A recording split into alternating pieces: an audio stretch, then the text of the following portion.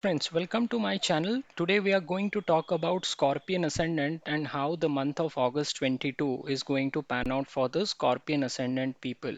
Let us first start by looking at the Ascendant Lord Mars. The Ascendant Lord Mars will be in the 6th house till 9th of August, and it would continue to create problems related to health, enemies and litigation, as it will remain in conjunction with Rahu till the 9th of August.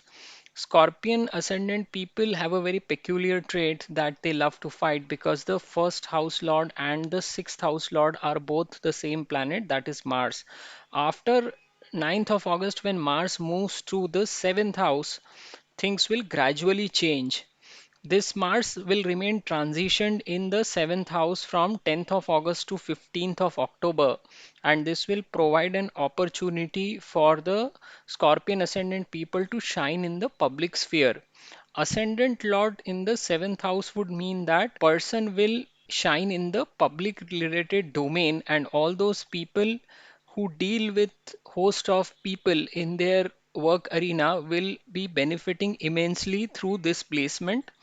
First house lord passing through seventh house also means that all those people who are planning to get married or are unmarried at the moment, they will be able to finalize a partner through their own efforts. Let us now also look at Sun and Saturn. Sun and Saturn are forming an opposition till 16th of August, and this is going to create problems with your younger siblings as well as issues in your ability to put in efforts in the first half of the month. However, you are going to see a big opportunity at the workplace after Sun moves to the 10th house on 17th of August, and second half of the month will be really fruitful on the work front. Ascendant Lord in the 7th house and the 10th lord in the 10th house is going to be a very beneficial situation for people who have their own business, and this dual combination will continue till the middle of September, and as a result it will contribute immensely in increasing your reputation amongst your colleagues and masses. Let us also look at Jupiter. Jupiter is passing through its own sign in the fifth house. Jupiter happens to be the lord of second house as well as fifth house, and the fifth house lord passing through fifth would mean you can earn money through your family, your speech, by making proper use of your creativity and intellect through education and through speculation. The best time to earn through the stock market will be in the middle of the month on 15th and 16th of August. 15th is a national holiday in a country like India, so it only leaves you with 16th of August. For people who are students, the whole month is an excellent time frame from the study point of view. All those people who want to start a new relationship or who crave romance, 24th, 25th, and 26th of August are the best time to engage in romantic pursuits. Let us also look at Saturn. Saturn is the lord for both the third and fourth house. And while Jupiter is aspecting the 11th house of gains in the month of August, it will be wise not to make a long term investment at this point of time, especially because the fourth house lord is transitioning through the third, and therefore it is going to negate all the significations that are indicated by the fourth house. This includes buying a property, buying a vehicle, or pursuing any new kind of a education. Mercury is passing through the 10th house, and Mercury owns both the 8th and the 11th house for Scorpion ascendant. The Scorpion ascendant people need to be a bit watchful for any conspiracy that may happen behind their back at the work sphere, because Mercury will bring the energies of the 8th house into the work sphere of 10th house. Rahu and Ketu are in a very good position at the moment for Scorpion ascendant people. Rahu is considered very strong in the sixth house, and it works towards improving your health and dismantling your enemies. All those people who have Rahu in their birth chart in sixth house, they usually do not fall ill, and even if they fall ill, they recover very quickly from their ailments. Ketu in the 12th house is also considered a very good position because this position of Ketu makes one touch higher dimensions in the field of spirituality. Now, there are also certain dates when a person needs to be very careful. For Scorpion ascendant people, these dates in the month of August from 4th to 5th August, 7th to 18th of August, and 22nd and 23rd of August. So these are the dates when moon moves through your 6th, 8th and 12th house respectively, and you should watch out for your health during this time frame as well as avoid taking any key decisions that may have an impact on your long-term goals and objectives. So this is the summary for the Scorpion ascendant people for the month of August. Overall, it is a very good time frame as far as the relationships are concerned, especially your relationship with your business partner and spouse, as well as this is a time where you will gain a lot of visibility and respect in the public sphere. So if you have liked my video, please do subscribe to my channel and thank you very much for watching. नमस्ते दोस्तों, मेरे channel में मैं आपका स्वागत करता हूं। आज हम जानने का प्रयत्न करेंगे कि वृश्चिक लग्न वालों के लिए अगस्त 2022 का महीना कैसे साबित होगा। सबसे पहले हम लोग लग्नेश मंगल की बात करते हैं। वृश्चिक लग्न के लिए मंगल लग्न स्थान का भी मालिक होता है और छठे भाव का भी स्वामी होता है। 9 अगस्त तक लग्नेश मंगल छठवें भाव से निकलेंगे, जहां पर कि ये राहु के साथ अंगारक योग बना रहे हैं पिछले काफी समय से।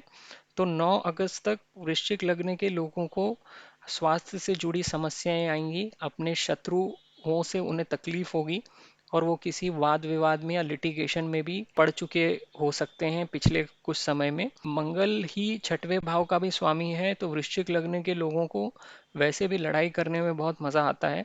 यहाँ पर 10 अगस्त को मंगल सप्तम भाव में स्थानांतरण कर जाएंगे और मंगल यहाँ पर 10 अगस्त से लेकर 15 अक्टूबर तक विराजमान रहेंगे। लग्नेश का सप्तम स्थान में आना यानी कि आपको एक नया मौका मिलेगा किसी के साथ नया बिजनेस चालू करने के लिए, किसी के साथ नई पार्टनरशिप चालू करने के लिए, चाहे वो आपके पर्सनल लाइफ में हो या प्रोफेशनल लाइफ में हो। अगर आप किसी भी तरह का बिजनेस चालू करते हैं तो भी ये बहुत अच्छा समय रहेगा। जब भी लग्नेश सप्तम भाव से गुजरता है तो व्यक्ति के पब्लिक रेपुटेशन में इम्प्रूवमेंट होता है, यानी कि जितने भी पॉलिटिशियंस हैं उनको जनता से सम्मान की प्राप्ति होती है या आपको आपके वर्क स्फीयर पर भी उठने का मौका मिलता है, क्योंकि ये लोगों के सामने आपकी रेपुटेशन को बढ़ाने का कार्य करता है। तो ये सारी चीज़ें आपके साथ अगस्त में होंगी जब लग्नेश आपके सप्तम भाव में आ जाएंगे। अगर आपकी शादी नहीं हुई है तो आप इस समय अपने लिए कोई पार्टनर फाइनलाइज करने में सफल हो पाएंगे और किसी भी तरह के नई पार्टनरशिप इस समय जो भी आप करते हैं उसका आपको आगे काफ़ी फायदा होता हुआ मिलेगा। एक नज़र हम सूर्य और शनि की प्रतियुति पर भी डालते हैं। सूर्य और शनि का ऑपोजिशन यानी प्रतियुति 16 अगस्त तक कुंडली में बनी रहेगी, जिसकी वजह से आपको अपने छोटे भाइयों के साथ पहले हाफ में अगस्त के समस्या आ सकती है और आपको अपने एफर्ट मेकिंग एबिलिटी में भी समस्या आएगी। आप जितना एफर्ट किसी भी कार्य को करने में करते हैं उसमें काफ़ी हद तक आप कमी आती हुई महसूस करेंगे। 16 अगस्त के बाद जब सूर्य नवे भाव से निकल के दशम स्थान में अपनी ही राशि में चले जाएंगे तो ये समस्या काफ़ी हद तक दूर होती हुई आपको नजर आएगी। दशमेश का दशम स्थान में होना और लग्नेश का सप्तम स्थान में जाना, ये दोनों ही कार्य क्षेत्र के लिहाज से बहुत ही अच्छे कहे जा सकते हैं। जितने भी लोग बिजनेस में हैं उनको भी इस समय में चमकने का मौका मिलेगा और ये इस तरह का कॉम्बिनेशन लग्नेश का सप्तम में और दशमेश का दशम में होना, ये 15 सितंबर तक स्थिति बनी रहेगी।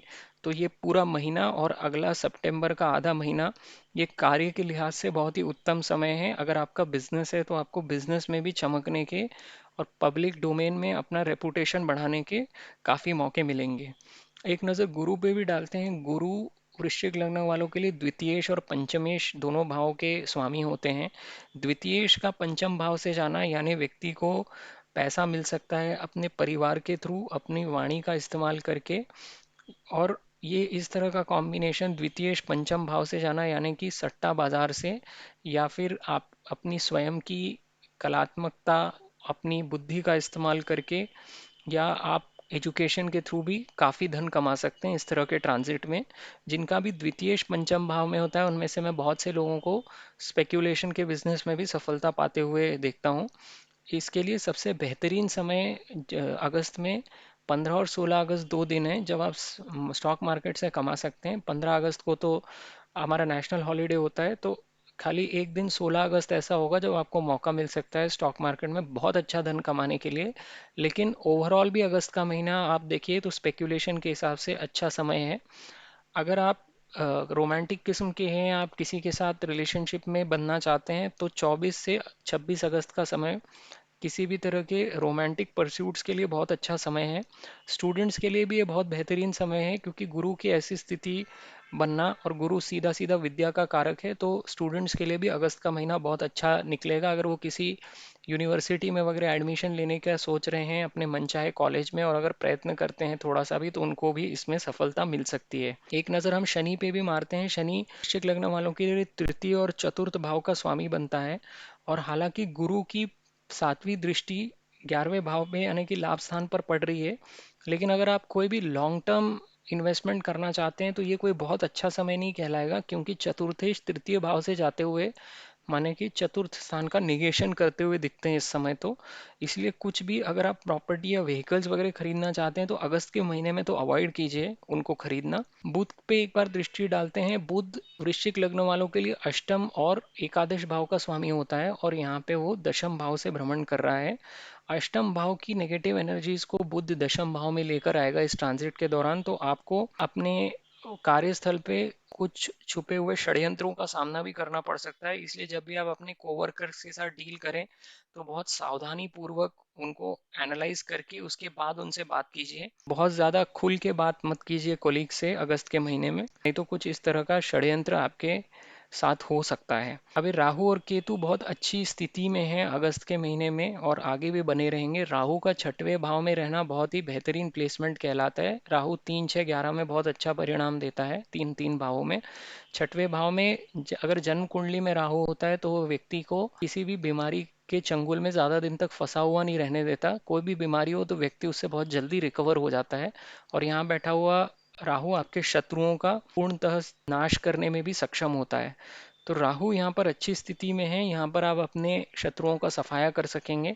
केतु 12वें स्थान में मोक्ष प्रदान करने वाला कहा जाता है, तो जितने भी लोगों के 12वें भाव में केतु होता है जन्म कुंडली में, उनके बारे में ये कहा जाता है कि उनका आखिरी जन्म है। तो इन दोनों नोड से तो कोई समस्या नहीं आनी चाहिए अगस्त के महीने में। अब कुछ आपको ऐसे दिन होते हैं जब सावधानी पूर्वक आपको रहना चाहिए। ये वो दिन है जब चंद्रमा आपके छठे, 8वें और 12वें घर से निकलता है। तो अगस्त में ये दिन है 4 से 5 अगस्त, 17 और 18 अगस्त, और 22 और 23 अगस्त। इन 6 दिनों में आपको सावधान रहने की बहुत ज़रूरत है। इसके अलावा कुल मिला के आप देखेंगे तो वृश्चिक लग्न वालों के लिए बहुत अच्छा समय है। दशमेश का दशम भाव से गुजरना और लग्नेश का सप्तम भाव में आना, यानी कि कार्यस्थल या बिजनेस के हिसाब से अगस्त का सेकंड हाफ आपके लिए बहुत ही बेहतरीन साबित होने वाला है। और गुरु की 5वीं भाव में प्रेजेंस और 11वें भाव की दृष्टि आपको काफ़ी सारा धन और लाभ दिलाने में भी सक्षम है। तो ये आपका समरी था वृश्चिक लग्न का अगस्त के महीने के लिए। अगर आपको मेरा वीडियो पसंद आए तो मेरे चैनल को ज़रूर सब्सक्राइब कीजिए। ये वीडियो देखने के लिए आपका बहुत बहुत धन्यवाद।